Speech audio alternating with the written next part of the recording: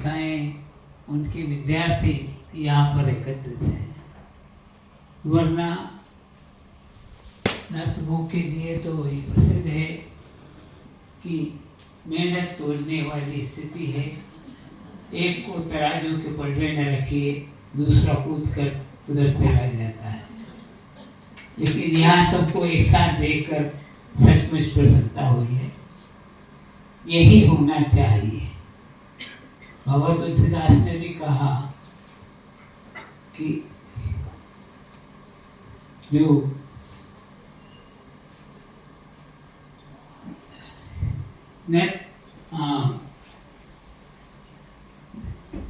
नृत्यकार हैं उनमें ही अब जो है विभाजन रह गया है, बाकी राम राज्य में सब एक हैं। इन बच्चों को जो नृत्य के विद्यार्थी हैं, बड़ी संख्या में सब आए हैं, उन सबको मेरा आशीर्वाद है। और आज जो मुझे चर्चा के लिए विषय दिया गया है वो गुरु शिष्य परंपरा है।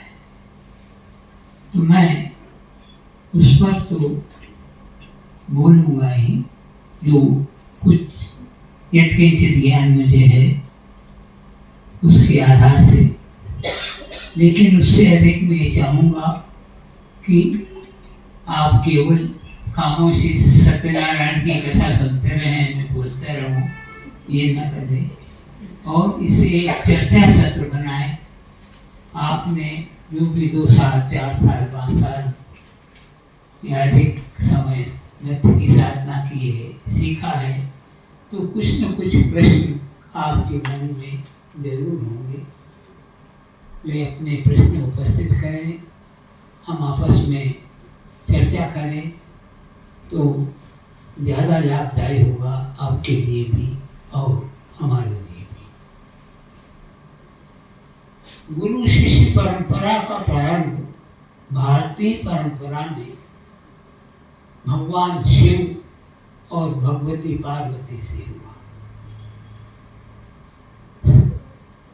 शिव जी से ही संसार का सारा ज्ञान विज्ञान उद्भूत हुआ है और सर्वप्रथम ज्ञान की अधिकारिणी भगवती पार्वती है। हर विषय में भगवती पार्वती प्रश्न करती रही और शिव जी उन्हें समाधान प्रदान करते रहे। ये परंपरा आगे चली। हमारे यहाँ सबसे पहले देव सृष्टि मानी जाती है। पहले देवताओं की उत्पत्ति हुई है, बाद में मनुष्यों की। उस देव सृष्टि में भी गुरु शिष्य परंपरा रही है। बृहस्पति ने अपने पुत्र को अमृत संजीवनी विद्या सीखने के लिए उनके जो प्रबल विरोधी हैं शुक्राचार्य, उनके पास में अपने बेटे को भेजा। ये बहुत बड़ी बात है कि जो आपस में एक दूसरे के विरोधी हैं, अपोजिशन है, वहाँ अपने शत्रु के, अपने विरोधी के यहाँ अपने पुत्र को विद्या अध्ययन के लिए भेजा। उस समय की एक और परिपाटी है, यदि आप ज्ञानवान हैं तो ज्ञान को वितरित करने से आप इनकार नहीं कर सकते। अगर बृहस्पति का बेटा शुक्राचार्य के यहाँ गया है तो शुक्राचार्य उस विद्या को जानते हुए मना नहीं कर सकते, उन्हें विद्या दान करना ही होगा। विद्या दान की चीज है, विद्या खरीदने की चीज नहीं है। सबसे बड़ा दान विद्या दान है।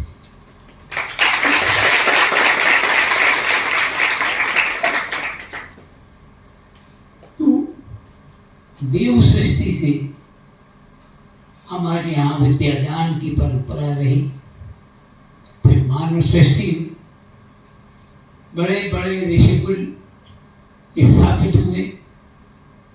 एक एक ऋषि के बड़े बड़े गुरुकुल हुए, जहाँ सैकड़ों विद्यार्थी विद्या अध्ययन करते थे। एक एक विषय का आचार्य, उनके पास सैकड़ों विद्यार्थी, उनका रहना, खाना, कपड़ा, लत्ता और विद्या किसी से मांगता नहीं, लेता नहीं। आज की तरह फीस नहीं लिया, गुरु भार उठा सब कुछ, अन्य का, वस्त्र का, सबका वो भार वहन करते हुए और विद्यादान करता। यहाँ तक कि जब उसका विद्या अध्ययन पूर्ण हो जाता तो उसके जो भी विद्या उसने सीखी है, उसकी यदि कोई साधन सामग्री है तो वह भी अपने शिष्य को प्रदान करता था। अगर वो भागवताचार्य है तो भागवत का अध्ययन पूर्ण होने पर भागवत की पोथी भी वो अपने शिष्य को प्रदान करता था कि जाओ बेटा कमाओ खाओ। अब ये शिष्य पर निर्भर है कि वह गुरु को अपनी गुरु दक्षिणा के रूप में क्या प्रदान करता है। गुरु की अपेक्षा नहीं है, और साथ ही साथ अपेक्षा है तो वह सिर्फ इतनी है, शिष्यादिच्छेद पराजय। मेरा शिष्य मुझसे भी आगे निकल जाए, यही बस गुरु के मन में कामना होती। और जो सचमुच ऐसा कर गुजरे उस दिन गुरु की आत्मा तृप्त हुई। ये गुरुकुल परंपरा लंबे अरसे तक चलती रही है।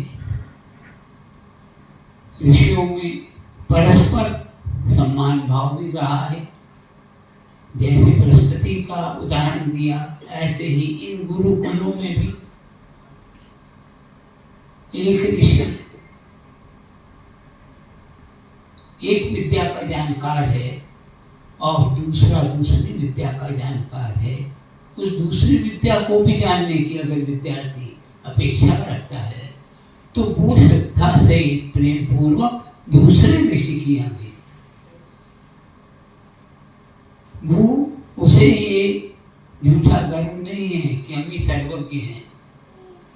इसका विशेषक यह है कि वहां जाओ, हमारी सिफारिश है, हमारा नाम लेना और कहना कि हमारे गुरु ने फला ने आपके पास भेजा है। ये परस्पर श्रद्धा भाव, और इसी के कारण आपकी विद्या साधना उसको सिद्धि प्राप्त होती। श्रद्धावान लभते ज्ञान, जिसके अंदर श्रद्धा है उसे ही ज्ञान प्राप्त होगा। श्रद्धा नहीं है तो कितना भी आप साधना करें, सिद्धि प्राप्त नहीं हो। एक छोटा सा उदाहरण देता हूं। एक राजा के उद्यान में तरह तरह के वृक्ष लगे थे, फल फूल थे। उसका मालिक ने जाकर एक दिन राजा से शिकायत की कि महाराज, रोज जो मैं आपके लिए ताजे फल फूल आदि लेकर आता था तो मेरे बगीचे में पहुंचने से पहले ही वो कोई और तोड़ करके ले जाता। मैंने रात भर जाग करके प्रयास किया कि उसे पकड़ पाऊं, लेकिन वो पकड़ में नहीं आता है, इसलिए आपके पास आया। राजा ने कुछ सिपाहियों की ड्यूटी लगाई कि जाओ तुम देखो, तुम पकड़ो, लेकिन उनके भी पकड़ में नहीं आया। तब राजा ने कहा कि अच्छा, हम खुद पहरेदारी करेंगे। वो रात में छुप कर एक पेड़ की आड़ में बैठ गए। सुबह सुबह अल सुबह उन्होंने देखा कि उनका जो जमादार है वह आता है, कुछ मंत्र पढ़ता है, पेड़ की डालियां अपने आप झुक जाती हैं और ताजे ताजे फल वो सब तोड़ लेता है। राजा ने अपनी आंख से यह देख लिया, फिर बोला नहीं। दूसरे दिन सुबह जब दरबार लगा तो उन्होंने उस जमादार को बुलाया और कहा, भाई मैंने अपनी आंख से देखा है, और उस समय चोरी का दंड हाथ काट दिया जाना होता है, उस समय का नियम था। तो कहते तुम्हारे हाथ काटने का, लेकिन हम नहीं काटेंगे यदि वो मंत्र तुम हमें सिखा दो। उसने कहा सीख लो। अब मुंह जमादार जमीन पर बैठा हुआ और राजा अपने सिंहासन पर बैठे हुए, वो मंत्र पढ़ता है, राजा रिपीट करता है और फिर उसको प्रयोग करता है तो वो फल नहीं मिलता है। तो कहता है तुम जरूर हमसे मंत्र छुपा रहे हो। उनका नहीं प्रभु, मैं हाथ नहीं कटाना चाहता, मैं सचमुच जो मैं पढ़ता हूँ वही आपको सिखा रहा हूँ। ऐसा कई बार हुआ। तब मंत्री ने कहा कि महाराज अगर आज्ञा हो तो मैं एक निवेदन करूं। राजा ने कहा हाँ बोलिए।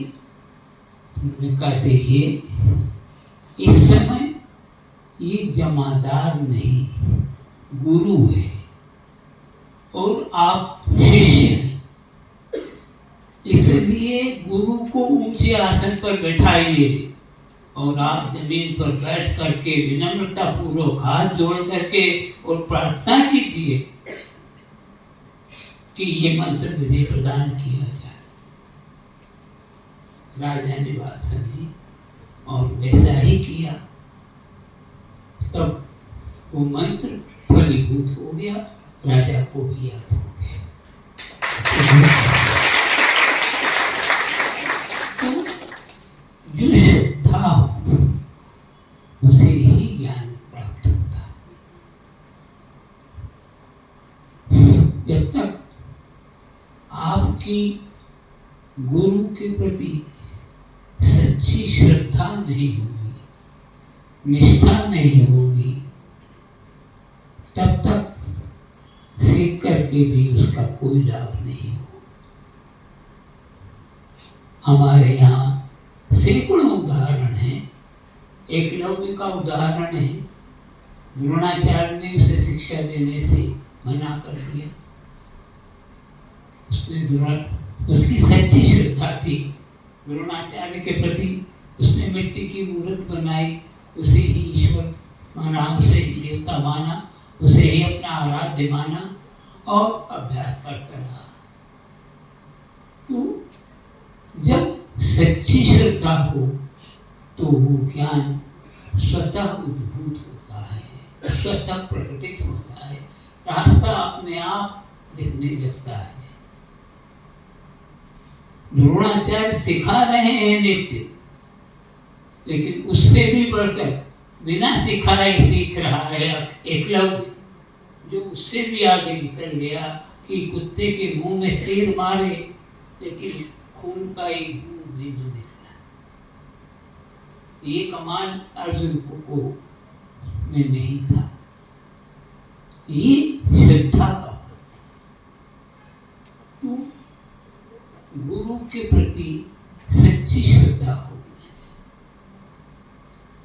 आत्मा के अंतरतम से ये भावना होनी चाहिए।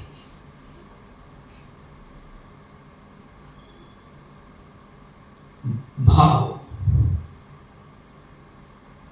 वो मन का विषय है।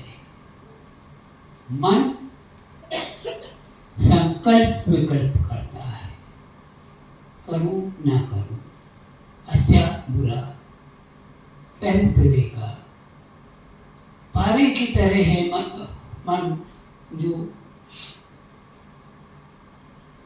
क्षण भर भी स्थिर नहीं रहता।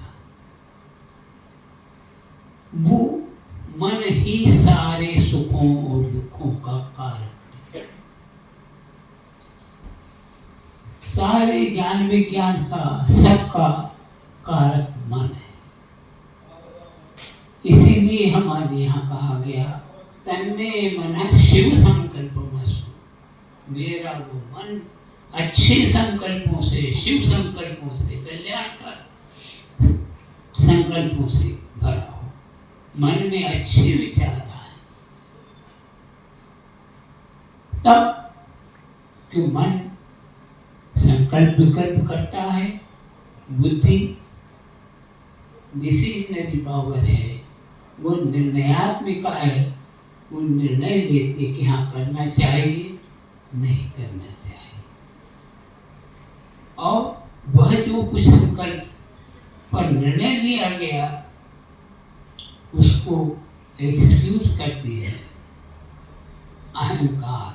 अहंकार यानी घमंड नहीं, अहम यानी मैं करता हूँ, मैं खाता हूँ, तो ये मैं, इस मैं को वश में रखा जाता है। वो मैं वो समर्पित होना चाहिए अपने गुरु के प्रति, अपने इष्ट के प्रति, अपनी विद्या के प्रति। ऐसे अनेक उदाहरण हैं। और मैं संकल्प पूर्वक ये कहता हूँ कि मैंने उसका अनुभव किया। मेरे गुरु इंदौर में थे, रहते थे। मेरी नियुक्ति उज्जैन माधव संगीत महाविद्यालय में हो गई, तो मुझे उज्जैन जाना पड़ा। लेकिन हम दोनों के मन ऐसे मिले हुए थे कि किसी कारण, किसी जरूरत के पास से हमारे गुरु के मन में आता है, वो मजेदार बात ये थी, मैं ब्राह्मण बेटा हूँ, तो इसलिए वो मुझे जो है गुरु कहते थे और मैं उनको माट साहब कहता था। तो वो भी गुरु होते तो काम फटफट हो जाता। और उज्जैन में मेरे मन में ये विचार आता और मैं बस में बैठ करके पहुंचा। जो मैंने कहा था वो आ गया। ऐसा मेरे मतलब लक्षण जाने तक हम गुरु शिष्य का केवल आत्मा का संबंध था। न कभी उन्होंने कोई चिट्ठी लिखी या मैं मैसेजर भेजा, सिर्फ मन का। तो इतना आपके गुरु के बीच में इस तरह का एक संबंध बनना चाहिए, इतना गुरु के प्रति समर्पण भाव होना चाहिए। जब वह सिद्ध हो जाएगा तो विद्या स्वयं रास्ता दिखाती जाएगी। वो अगली जो पायदान है वो स्वतः दिखती जाएगी। अनेक उदाहरण इस तरह के मैं दे सकता हूँ, जो गुरु और शिष्य, इसीलिए हमारे यहाँ कहा कि गुरु जो है उसकी प्रशंसा में हर भक्त ने अपने गुरु के विषय में लिखा हर भक्त ने कहा कि मैं हरि को भूल जाऊंगा लेकिन गुरु को नहीं भूलूंगा।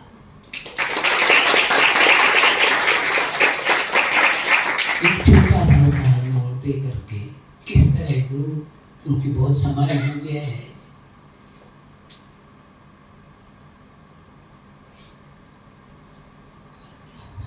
स्वामी रामकृष्ण कहीं समुद्र किनारे बैठे हुए थे, भक्त लोग थे। एक ने प्रश्न किया कि कोई अपने आप तपस्या करके भी ईश्वर को पा सकता है, गुरु की क्या आवश्यकता है? उन्होंने कहा आपका कथन सत्य है, अपने आप भी पा सकता है, लेकिन एक बात बताइए, ये जो जहाज जा रहा है इसको मद्रास तक पहुंचने में कितना समय लगेगा? उस व्यक्ति ने कहा कि साहब कम से कम 3 दिन लगेंगे।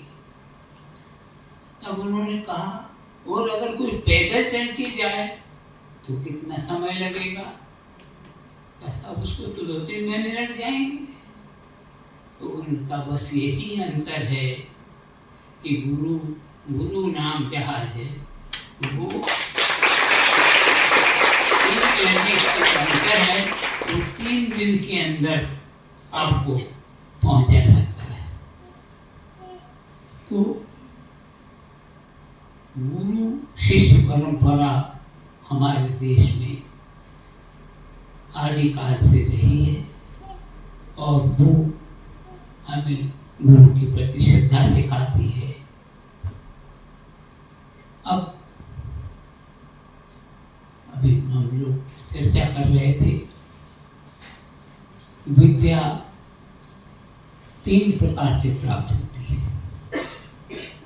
एक गुरु की सेवा करके, दूसरा आदान प्रदान, ये विद्या आपको आती है, हमें सिखा दीजिए, हमें आता है आप सीख लीजिए, आदान प्रदान हो गया। और तीसरा पैसे से जो आय हो रहा है, अगर आपके पास में आप संपन्न हैं, बड़ी रकम खर्च कर सकते हैं, तो बड़े विद्यालय में, बड़े महाविद्यालय में, बड़ी संस्थाओं में आपको प्रवेश मिल जाएगा।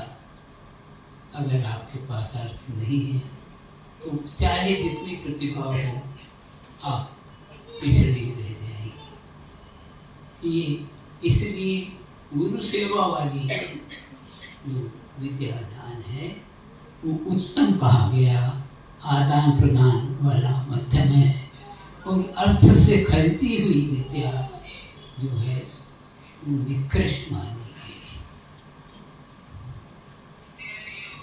हमारे इतिहास में सबसे पहले द्रोणाचार्य ने वृत्ति स्वीकारी। उससे पहले तक कोई भी गुरु इस तरह से पैसा लेकर के विद्या नहीं देता था। विद्या दान की जाती थी, जैसे मैंने बार बार किया, विद्या का दान होता, वो परम दान होता। तब से ये क्रम चला।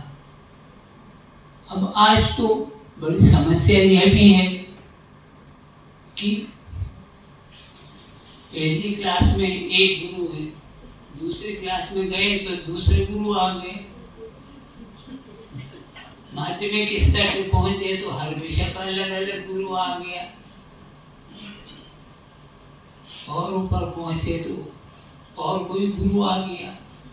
अब किसका ध्यान करें, किसका मान करें, किसके पीछे? ये जो आज की व्यवस्था है उसके सामने बड़ी समस्या है। लेकिन यदि आप एक ही विषय, आपकी श्रद्धा जिसके प्रति है, आपका मन जिसके प्रति बोलता है, वो किसी भी विषय का हो, आपने आत्मा से स्वीकारा है तो वही आपका सच्चा गुण है।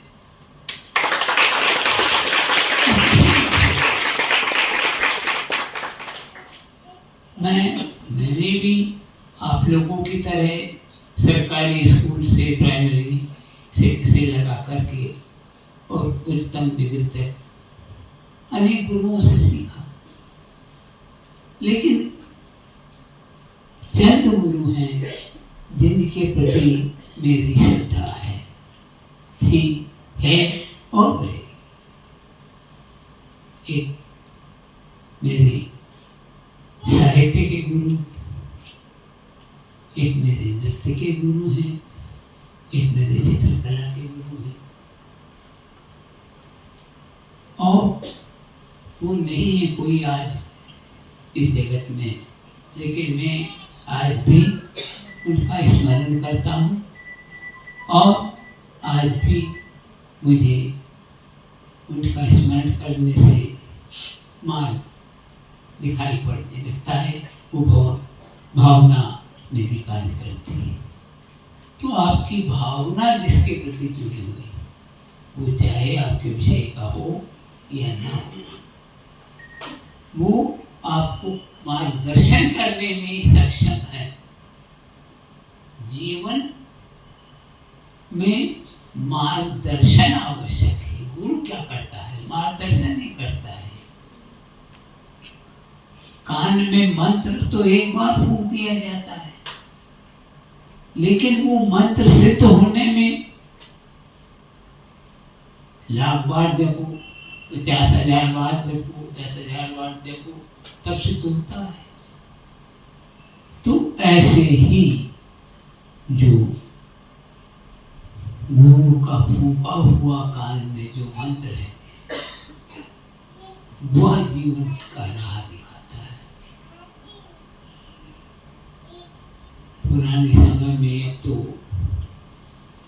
अंग्रेज चले गए, अंग्रेजी छोड़ गए। यहाँ पर जितने अंग्रेजी स्कूल तक नहीं थे उतने अब हैं।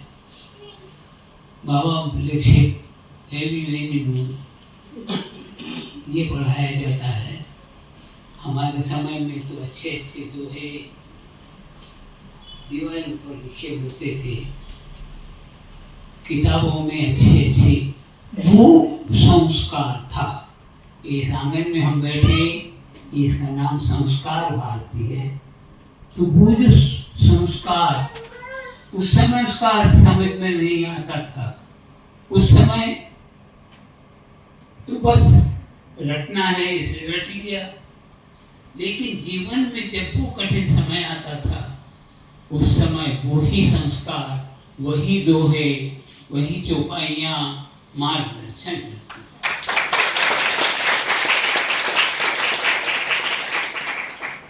उन संस्कारों की आज आवश्यकता है। अब बचपन से आप झूठ बोलना सिखा रहे हैं। क्या है? कौन सा वो टेलिंग लाई, क्या है? बचपन से आप झूठ बोलना सिखा रहे हैं। तो हमारे वो संस्कार कहाँ गए? ईश्वर की कृपा है, सारी कलाओं में आधुनिकता प्रवेश कर चुकी, लेकिन हमारे संगीत और नृत्य पर ईश्वर की अनुकंपा है। अभी भी हमारे संस्कार विद्यमान हैं। इसका उदाहरण अभी इन बच्चों ने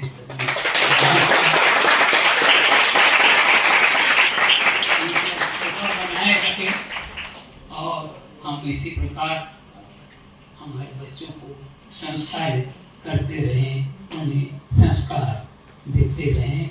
हमारी कला पर ये आँच ना आए, आधुनिकता की आँच ना आए, कविता बदल गई है, छंद मुक्त हो गई है, चित्रकला बदल गई है, मॉडर्न पेंटिंग क्यों है? एक बात कहकर खत्म कर रहा हूँ। कोई विदेशी आया, उनका मैं यहाँ की समृद्धि का, यहाँ के उसका सब अध्ययन करने के लिए आया।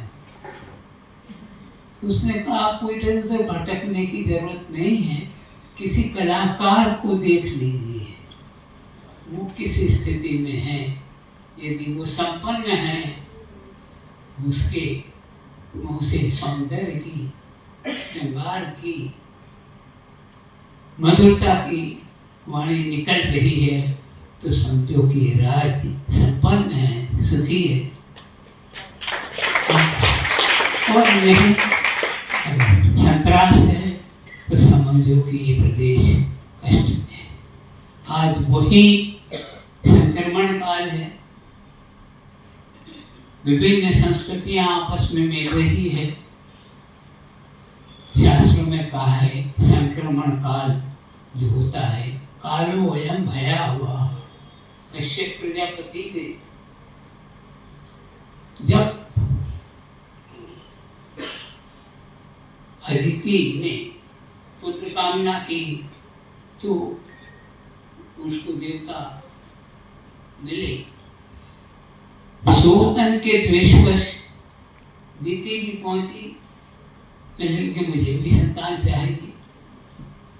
तो उन्होंने कहा कि आपका प्रश्न सही है, आपको भी देना चाहिए, लेकिन ये संध्या काल है और कालो यम भया हुआ, ये काल संध्या काल ये बहुत भयानक है, इसलिए अभी मत जल्दी मचाओ, थोड़ा ठहर जाओ, वरना आपकी संतान भया हुआ होगी। उसने नहीं माना तो अदिति से दैत्य।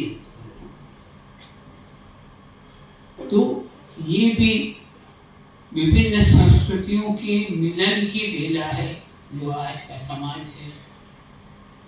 हमारे भाई बहन 2, 4, 5 पीढ़ी पहले मॉरिशस चले गए, गयाना चले गए, अब वो वहां के रंग में दूसरी तीसरी पीढ़ी है। तो अब हम उनको अपनाएं या नहीं अपनाएं, क्योंकि उनका आचार विचार तो अलग हो गया है। ऐसे ही कला, मॉडर्न पेंटिंग हो गया, चित्रकला बदल गई, मूर्ति कला बदल गई, कविता बदल गई। ये सब परिवर्तन के लक्षण हैं। इस समय बहुत सावधान रहने की जरूरत है, बहुत सावधानी के साथ निर्णय लेने की आवश्यकता है, उसके साथ चलने की आवश्यकता है। और ये संस्कार भारती जैसे समर्पित कार्यकर्ताओं की विशेष आवश्यकता है, जो हमारी संस्कृति को बचाए रख सके। बस ये कहकर मैं